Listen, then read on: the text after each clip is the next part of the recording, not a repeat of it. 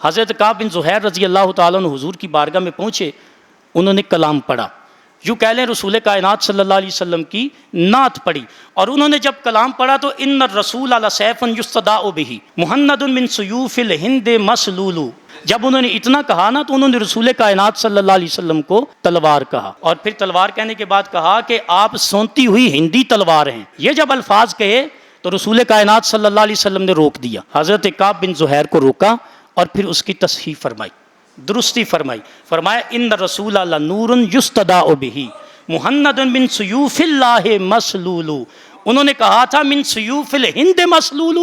تو آپ نے فرمایا نہیں، ہند کی تلوار نہیں، بلکہ تم کہو ان الرسول لنور یستداء بہ، محمد صلی اللہ علیہ وسلم اللہ کے نبی یہ ایسا نور ہے جس سے روشنی حاصل کی جاتی ہے۔ پھر فرمایا کہ مہند من سیوف اللہ مسلول،